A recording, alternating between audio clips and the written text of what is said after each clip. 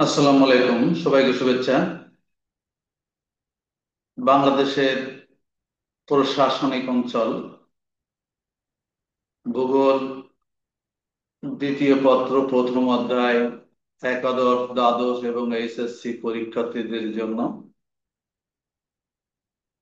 এখানে আমার নাম সহ ছবি দেওয়া আছে। এটা আমার ইউটিউব চ্যানেল। ইউটিউব চ্যানেলটা সাবস্ক্রাইব করার আহ্বান জানিয়ে আমি আজকে ক্লাসটা শুরু করতে যাচ্ছি। বলে রাখি, আজকের এই বিষয়টা তোমাদের অনুরোধেই আমি ক্লাসটা নিচ্ছি এবং এটা একটা গুরুত্বপূর্ণ ক্লাস। বিশেষ করে এইচএসসি যারা পরীক্ষার্থী আছে তাদের জন্য এই প্রশ্নটা প্রায় এসে থাকে এই বিষয় সম্পর্কে, এবং প্রশ্নটা খুব সহজ। তো যাই হোক, আমরা আলোচনায় আসি।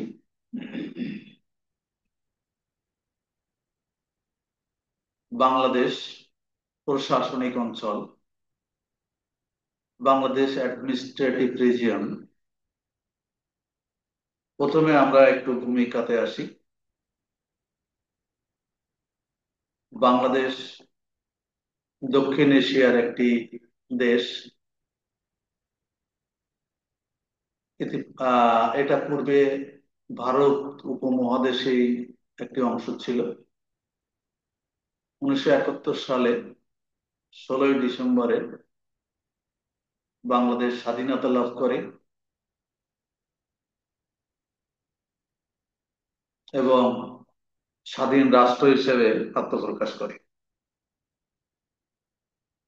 বাংলাদেশের সরকারি নাম হচ্ছে গণপ্রজাতন্ত্রী বাংলাদেশ।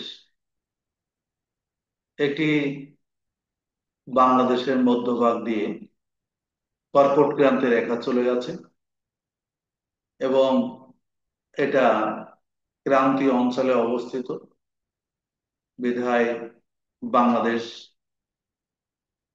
ক্রান্তীয় অঞ্চলের দেশ বলা হয়। এখানে এইখানে ক্রান্তীয় মৌসুমী জলবায়ুর অন্তর্গত বাংলাদেশ। এটা একটি 6 ঋতুর দেশ: গ্রীষ্ম, বর্ষা, শরৎ, হেমন্ত, শীত, বসন্ত। তারপরেও এখন মূলত 3টি ঋতুর প্রভাব বেশি দেখা যায়: গ্রীষ্মকাল, বর্ষাকাল এবং শীতকাল।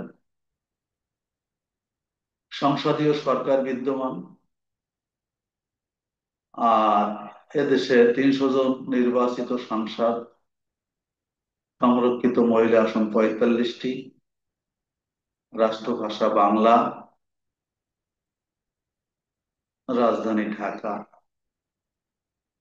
আর অর্থনৈতিক সমুদ্র সীমা হচ্ছে 200 নটিক্যাল মাইল।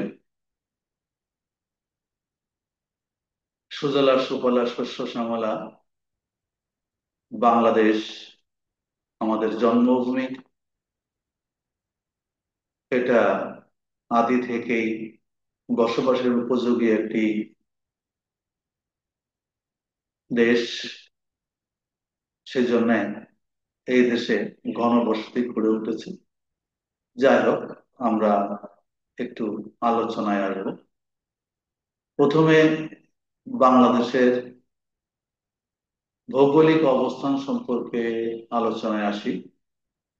এই চ্যাপ্টার এগুলো আছে। ভৌগোলিক অবস্থান আলোচনা করতে গেলে সহজ কথায় আমরা বাংলাদেশের মানচিত্রটাকে লক্ষ্য করি। এখানে কি লেখা আছে? কতগুলো লেখা আছে দেখো। বাংলাদেশের সর্ব পূর্ব দক্ষিণে এই যে অঞ্চলটা, এখানে এখান থেকে শুরু করে সর্বোত্তরে এই পর্যন্ত, অর্থাৎ আমরা অক্ষাংশিক অবস্থান জানার সময় আমরা কি দেখছি 20°34' উত্তর অক্ষাংশ থেকে,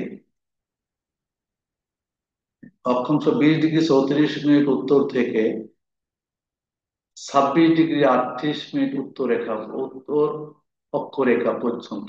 তাহলে আমরা এটা যদি ম্যাপে মনে রাখি তাহলে এটা খুব ভালোভাবে মনে থাকে।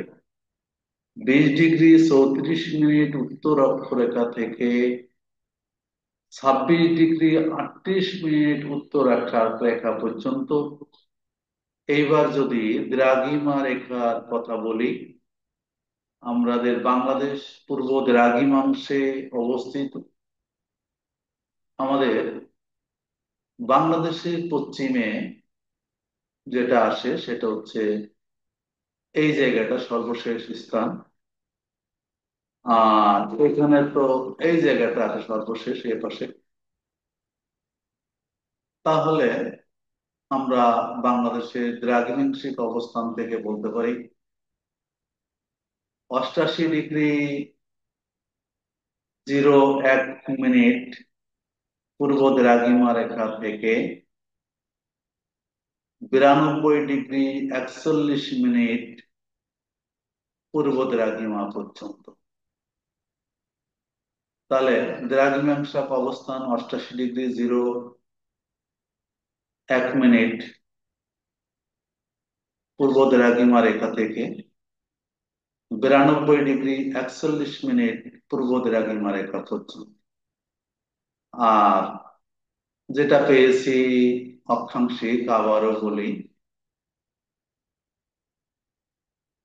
আমরা যদি এভাবে দেখাই, 20°34' উত্তর অক্ষরেখা থেকে 26°38' উত্তর অক্ষরেখা পর্যন্ত। যাই হোক, ভৌগোলিক অবস্থান থেকে বাংলাদেশ শুরু থেকেই বসবাসের উপযোগী। এর কারণে যুগে যুগে বিভিন্ন জনগোষ্ঠী এখানে এসে নিজেদের অবস্থান নিশ্চিত করার চেষ্টা করেছে। তো যাই হোক, আমরা ভৌগোলিক অবস্থান সম্পর্কে জানলাম। এবার আমরা একটু আলোচনায় আসি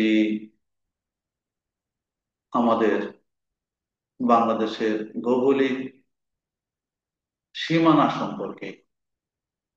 ভৌগোলিক সীমানা বলতে আমরা এখানে বুঝিয়েছি বাংলাদেশের চারিপাশে কোন কোন জায়গায় রাষ্ট্রগুলো আছে বা কি কি আছে। এক কথায় বাংলাদেশের চতুর্পাশে ভারত ভারত অবস্থিত, এবং এটা আমাদের দক্ষিণ পূর্বাংশে, সর্ব দক্ষিণ পূর্বাংশে আছে মায়ানমার। এখানে মিয়ানমার হবে না, মিয়ানমার বা মায়ানমার। ডিটেলস বলতে গেলে বাংলাদেশের পশ্চিমে আছে পশ্চিমবঙ্গ, ভারতের পশ্চিমবঙ্গ। উত্তরে আছে ভারতের পশ্চিমবঙ্গ। তাছাড়া উত্তর পূর্বাংশে আছে আসাম, মেঘালয়, আসাম এবং মেঘালয়।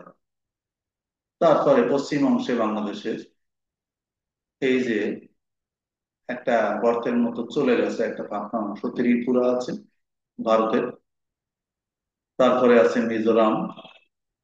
তাহলে আমাদের বাংলাদেশে তারপরে তো সর্ব দক্ষিণ পূর্বে আছে মিয়ানমার।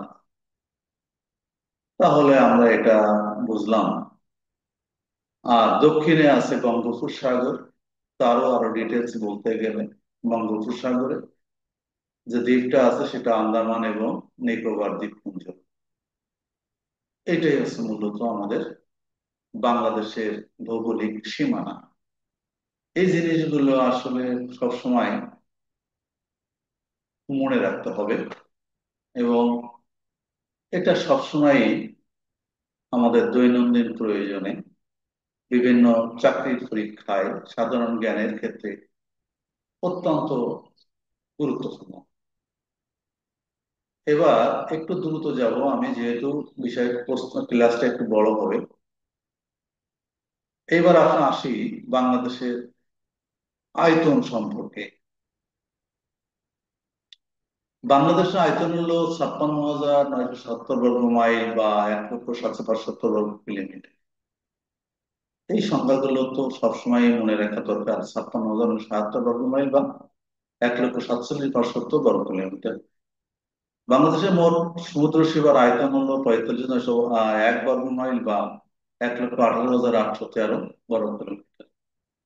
পুরাতন হিসাব অনুযায়ী 56,970 বর্গ মাইল বা 1,47,570 বর্গ কিলোমিটার। তবে নতুন হিসাবে বাংলাদেশের বাংলাদেশ ভারত ছিটমহল বিনিময় হওয়ার পর ছিটমহল সহ 1,47,570 বর্গ কিলোমিটার, এর সাথে 1,612 কিলোমিটার যুক্ত করলে বর্তমান দেশের আয়তন 1,49,210 বর্গ কিলোমিটার, অর্থাৎ 57,610 বর্গ মাইল হয় প্রায়। তো যাই হোক, এটা আমাদের বাংলাদেশের আয়তন সম্পর্কে একটা সংক্ষিপ্ত ধারণা। এটা মনে রাখার চেষ্টা করতে হবে, সংখ্যাগত বিষয়। এবার বাংলাদেশের জনসংখ্যা সম্পর্কে একদম একটা সংক্ষিপ্ত আলোচনায় আসি। এটা হচ্ছে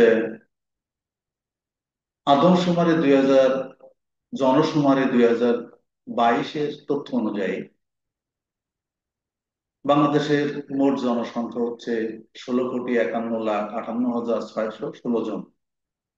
এই তথ্যটা কিন্তু আদম জনশুমারি 2022 অনুযায়ী নারীর সংখ্যা হচ্ছে 8,33,47,206 জন, পুরুষ হচ্ছে 8,17,12,824 জন। এর থেকে বোঝা যায় পুরুষের চেয়ে নারীর সংখ্যায় বাংলাদেশে আনুপাতিক হারে বেশি।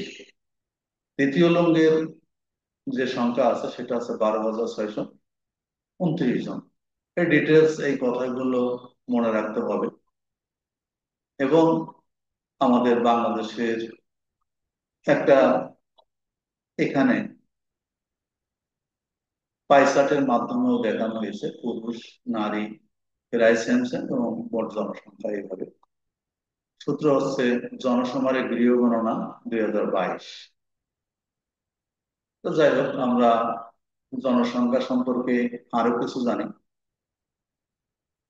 সেটা হচ্ছে বাংলাদেশে নারী পুরুষ অনুপাত 100:58, অর্থাৎ নারীর তুলনায় পুরুষ শতকরা 2 জন কম আছে। জনসংখ্যার ঘনত্ব প্রতি বর্গ কিলোমিটারে 1,119 জন। জনসংখ্যা বৃদ্ধির হার 1.22%। গড় আয়ু হচ্ছে 72 বছর। মৃত্যুর হার প্রতি হাজারে 5.1 জন। জন্ম হার প্রতি হাজারে 18.5 জন।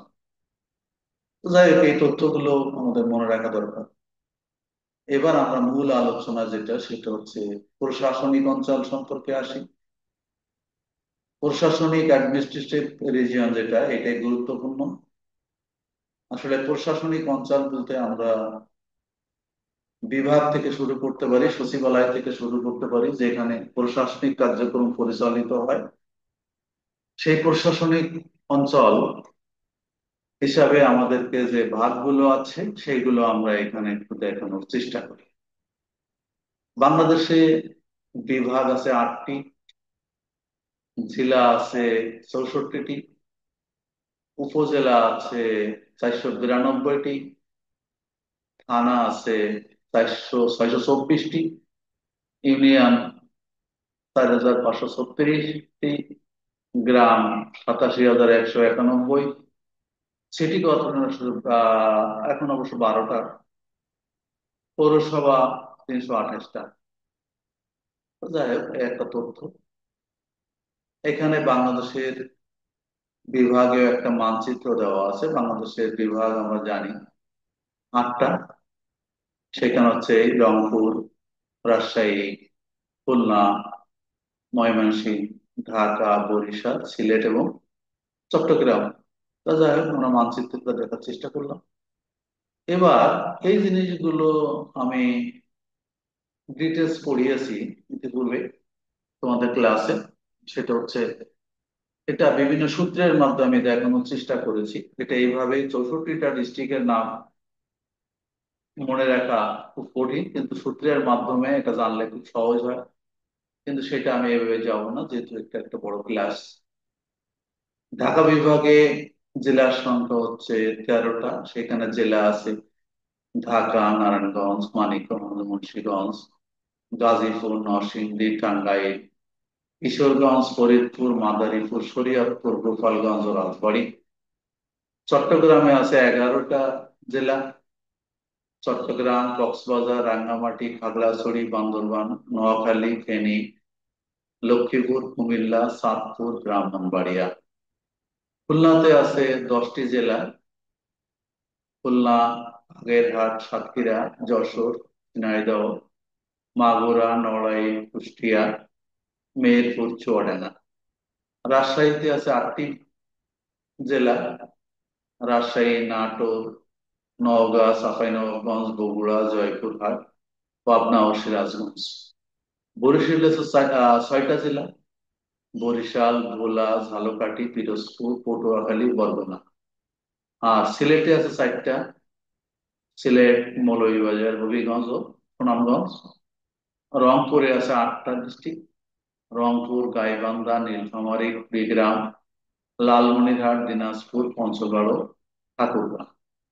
এবং সর্বশেষ ময়মনসিংহ যে বিভাগটা হয়েছে, সেটা বিভাগ জেলা আছে 4টা: ময়মনসিংহ, জামালপুর, নেত্রকোনা এবং শেরপুর। তো যাই হোক, এ সম্পর্কে আমার অন্যান্য ভিডিও আছে যেখানে জেলাগুলো, বিভাগগুলো মনে রাখার সহজ কৌশল বা এক নজরে কিভাবে আমরা সূত্রের মাধ্যমে সেগুলো মনে রাখতে পারি, সেগুলো আমার আলোচনার বিভিন্ন ভিডিও আছে। তাই হোক, আজকে আমি যেহেতু একটা দ্বাদশ শ্রেণীর একেবারেই সিলেবাসভুক্ত ক্লাস, সেজন্য এইটুকু আলোচনা করে সবাইকে শুভেচ্ছা জানিয়ে ধন্যবাদ জানিয়ে আজকের মতো এখানে শেষ করি। আল্লাহ হাফিজ।